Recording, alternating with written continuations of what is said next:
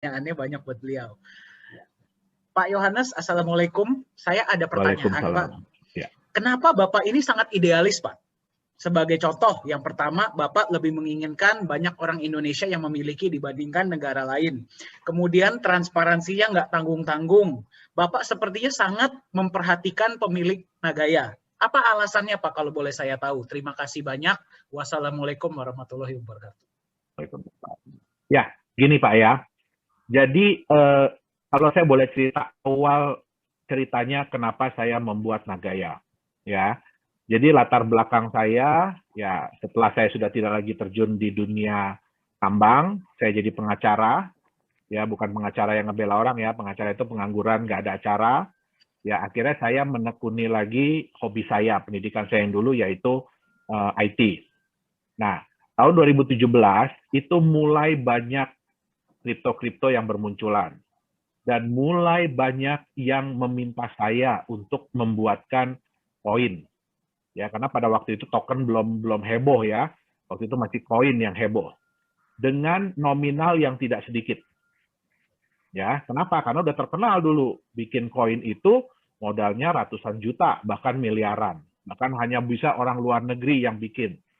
Nah, tapi saya sedih. Kenapa?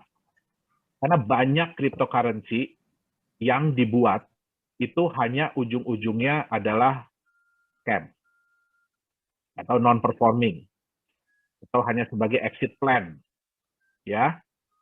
Nah, dari situ kemudian tim bilang, ya, dan mungkin Bapak Ibu tahu ya yang namanya BitConnect ya. Nah, itu teman saya itu bukan cuma itu orang ibarat kata tuh yang tadinya hidup mungkin bisa 7 turunan, sekarang untuk mikirin diri sendiri aja setengah mati gara-gara kasus BitConnect. Ya. Nah, dari situ saya belajar bahwa cryptocurrency ini awalnya dibikin dengan tujuan yang baik. Tapi banyak disalahgunakan. Yaitu tentu saja udah pasti ya. Jadi kita nggak bisa juga nyalain cuma cryptocurrency. Kenapa? Pisau yang paling bagus pun itu tergantung siapa yang megang. Ya, bisa dipakai untuk yang baik ataupun bisa dipakai yang jahat. Nah, dari situ kemudian kita berpikir, dengan banyaknya permintaan untuk bikin cryptocurrency, kenapa sih kita nggak bikin sendiri aja yuk? Tapi kita mau bikin yang memang benar-benar benar-benar layaknya atau nantinya dilayak untuk dianggap sebagai mata uang. Jadi saya lupa nambahin sedikit ya. Kenapa pemerintah Cina itu sangat khawatir? Ya, Bapak Ibu lihat tadi coin market cap, ya jadi market cap dari cryptocurrency sampai 3 triliun dolar. Isinya apa? Isinya itu adalah koin-koin yang tambah lama tambah nggak benar. Yang saya bilang tadi, segala macam binatang muncul. Ya, dengan jumlah yang luar biasa. Satu token 1.000 triliun token. Jadi satu nama itu bisa 1.000 triliun token, 10.000 triliun token. Walaupun mereka mengklaim dijual cuma dengan harga 0,0001 dolar, tapi kalau dikali jumlahnya, itu kan menghasilkan nilai market cap yang tinggi. Jadi oleh pemerintah Cina, ini apaan? Ini udah nggak sehat. Ya, dengan banyaknya yang bermunculan seperti itu, ya ibarat kata satu muncul pakai nama binatang, yang lain ngikutin. Ya, sampai banyak klaim-klaim yang salah. Contoh, ada yang bilang, oh, kalau token itu sudah ada di Binance Smart Chain, artinya token itu terbukti. Ya, Bapak Ibu jangan salah. Kemarin dari Indonesia ada orang iseng bikin namanya babi ngepet token. Sorry ya, saya sebut itu. Babi ngepet token. Dan jelas-jelas dia bilang, ini token bercandaan. Gitu loh. Dan dibuatnya di Binance Smart Chain. Tapi di approve sama BSC ya Pak ya? Di approve sama Binance Smart Chain itu ya? Iya. Jadi itu bukan jadi suatu jaminan. Nah, di sini yang kita selalu tekankan. Kenapa Nagaya itu susah-susah sih Pak ngurus di SFE? Kenapa susah-susah ngurus di akses? Ya kan? Supaya apa? Kita itu ingin memberikan edukasi juga kepada teman-teman semua, kepada Bapak Ibu, bahwa yang namanya verifikator, ya itu bukan coin market cap, itu bukan exchanger, gitu loh. Itu bukan chain yang digunakan. Jadi kalau dia udah pakai Ethereum atau dia udah pakai apa Binance, itu bukan berarti dia memang proven, memang terbukti, bukan, gitu loh. Nah, yang bisa membuktikan itu adalah asosiasi. Kenapa? Kalau Bapak Ibu bukan dokter, tidak punya sertifikat dokter, tidak punya ijazah dokter, apakah bisa masuk di IDI, Ikatan Dokter Indonesia? Nah, itu dia. Ya, jadi kami di sini ingin mengajarkan juga, ingin mengedukasi juga. Siapa sih lembaga-lembaga atau asosiasi-asosiasi itu yang memang punya kewenangan untuk memverifikasi? Itu dia tadi. Ya.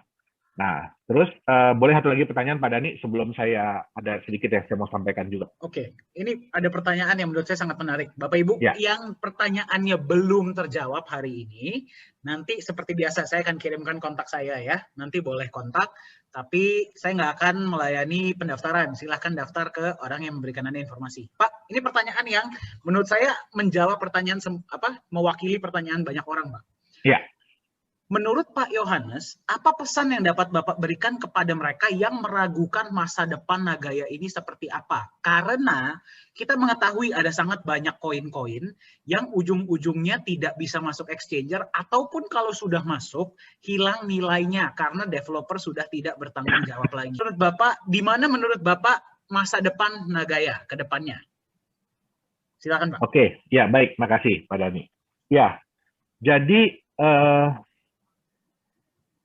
satu hal ya Bapak Ibu ya yang perlu saya sampaikan. Kenapa saya itu awalnya itu berkeinginan keras supaya koin Nagaya ini dimiliki oleh orang-orang Indonesia. Saya orang Indonesia. Ya. Konsep Nagaya ini lahir murni dari otak-otak orang Indonesia. Ya, jadi bukan orang luar. Ya. Tetapi satu hal yang saya sadari, ya, kita masih kurang infrastruktur, kita masih kurang fasilitas yang bisa digunakan. Tetapi yang saya mau, semua proyek Nagaya itu saya akan usahakan supaya ada di Indonesia. Ya, kenapa? Karena ya untuk menambah juga lapangan pekerjaan, ya kan? Nah, tetapi ada satu kesedihan kita. Ya, sekarang saya kasih statistik sedikit ya. Jumlah pemegang Nagaya dari Indonesia itu ada sekitar 15 ribuan. Dengan jumlah Nagaya yang terjual di Indonesia itu sekitar 1,4 juta Nagaya. Ya. Di Korea, jumlah pemegang Nagaya di Korea itu hanya 220 orang. Dengan jumlah Nagaya yang ada di sana, yang dipegang oleh orang Korea, 1,1 juta Nagaya. Wow. Ya. Nah, jadi itu menimbulkan kekhawatiran buat saya. Kenapa? Bapak Ibu harus ingat, semua profit sharing itu diberikan kepada semua pemegang Nagaya. Saya tidak bisa membedakan, ini pemegang Nagaya ada dari Indonesia kah, ada dari Singapura kah, ada dari Korea kah, ada dari Rusia kah, ada dari Jepang kah, saya nggak bisa membedakan. Kita tidak boleh juga membeda-bedakan. Nah, jadi ya sebenarnya ada kesedihan juga ya pada waktu pertama-tama Nagaya tahun 2019 itu awal masuk kita pasarkan di Indonesia dan kurang menarik karena ya jujur ya kalah sama yang 1%, 2%, 3% sehari itu ya. Nah sampai akhirnya saya memutuskan setelah 1 tahun, jadi akhir 2018 1 tahun kemudian setelah dikejar-kejar oleh Profesor Jung, kita punya Chief Marketing Officer, saya sampai diiniin, kamu tuh serius nggak mau pasarin Nagaya di Korea? Kalau kamu serius, kamu datang ke Korea. Akhirnya saya putuskan untuk datang ke Korea. Dan kita menyiapkan semuanya di Korea. Tapi ya ada lagi hambatan, yaitu di COVID. Nah, tapi saya bersyukur, karena COVID ini banyak sekali yang tadi saya bilang ya 1%, 2%, 3%, ya bahkan yang lembaga-lembaga besar, ya organisasi-organisasi yang besar itu akhirnya kolaps. Nah, Kenapa? Karena mereka semua itu selalu memberikan yang namanya fixed return. Mereka selalu ngasih angka yang pasti. Di Nagaya, kami tidak mau seperti itu. Ya, kami bekerja, kami mengerjakan bisnis, kami mengerjakan proyek. Ya. Kami yang bisa kami berikan adalah kita akan transparan. Kita akan kasih tahu berapa sih profit dari proyek ini, atau adakah kerugian dari proyek ini. Ya, nah syukur ya kita selama 5 kali pembagian ini ya kita berhasil meningkatkan. Ya, tapi ya Bapak Ibu harus diingat bahwa Nagaya ini kami tidak akan pernah ya bermain di dunia trading saham kah, trading kripto kah, trading forex, tidak. Kenapa? Karena ya itu resikonya pun tinggi, ya. Dan kami ingin lebih memilih untuk bermain di bisnis real. Ya, apakah cuma ditambang? Tidak. Ya, target Nagaya dari awal adalah setiap tahun kami ingin menambah satu proyek baru. Ya, jadi Bapak Ibu harus ingat bahwa Nagaya ini seperti hutan, tapi hutan yang sedang dikembangkan. Nggak pernah ada hutan, ya setahun kemudian udah jadi kota metropolitan, nggak ada. Ya, kecuali itu nanti ya pusat pemerintahan baru yang di Kalimantan itu mungkin, tapi itu kan dananya gila-gilaan gedenya. Ya, di Nagaya kita akan berkembang seiring dengan waktu. Oke, nah jadi pertanyaan yang tadi adalah seberapa yakinkah saya dengan Nagaya? Saya sangat yakin. Ya, kenapa? Karena sekarang ini Nagaya adalah satu-satunya perusahaan yang saya jalankan. Ya, perusahaan lain udah saya lepas semua. Nagaya ini adalah satu-satunya. Jadi tadi Pak Dani bilang, Nagaya ini adalah anak saya. Ya, nah, jadi pasti akan saya kembangkan. Ayo, bukan saya aja ya, mari kita kembangkan Nagaya bersama-sama. Bapak Ibu harus ingat bahwa apa referral yang kami berikan kepada Bapak Ibu, ya itu adalah rasa terima kasih kami kepada Bapak Ibu yang sudah mau bersusah payah cerita ke teman, ya itu kan pasti modal juga ya, modal air putih untuk minum kan. Kalau udah ngomong panjang-panjang, udah ngetik lama-lama kan pegel juga ya. Nah, itu dia, modal air minum, udah modal emosi. Saya yakin pasti banyak yang emosi. Ya, ada nih aja sekarang emosian kalau di kantor. Ya.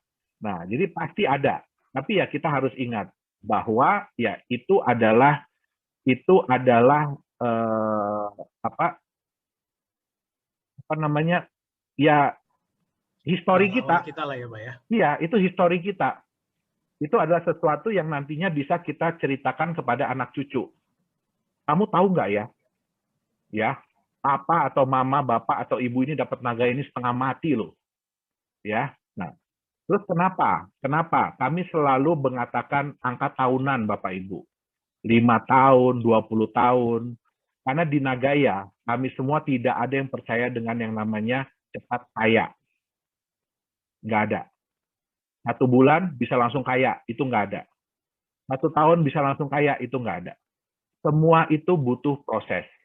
Ya, Bapak Ibu mungkin tahu ya yang namanya Facebook, ceritanya Facebook kayak apa, ceritanya Google kayak apa, ceritanya Alibaba itu seperti apa, itulah yang sedang kami bangun. Ya, jadi Nagaya ini bukan perusahaan yang sudah besar terus jualan koin, tidak. Perusahaan ini adalah perusahaan yang memang kita rintis bersama-sama. Ya, tambang itu punya keluarga saya. Ya, nah, jadi harus diingat yang punya saya itu adalah Nagaya. Ya, jadi yang ingin saya kembangkan adalah Nagaya. Suatu saat nanti, apakah kita akan punya tambang sendiri? Pasti. Ya, saya bisa bilang. Apakah Nagaya punya aset sendiri? Pasti. Sekarang ini kita memang masih numpang, masih nebeng. Kenapa? Kalau Bapak Ibu mau terjun di dunia tambang, itu bukan cuma duitnya, tapi waktunya. Bapak Ibu pasti nggak mau kan? Saya bilangin, kita jualan dulu semua Nagaya habisin, habis itu tunggu 6 tahun. Ya, baru kita bisa kasih profit sharing, baru kita bisa kasih benefit. Kabur semua. Ya. Nah, di Nagaya kita manfaatkan apa kesempatan yang ada, apa fasilitas yang ada, itu yang kami gunakan. Ya, jadi Bapak Ibu harus ingat bahwa kita di sini bersama-sama mengembangkan Nagaya. Dan saya nggak mau ya nanti Bapak Ibu Nagaya baru naik 10 kali, baru $10, jual lah cepet-cepet. Ya, jangan. Ya, Bapak Ibu harus ingat. Ya, kecuali kepepet ya, kalau kepepet kita nggak bisa ngomong deh.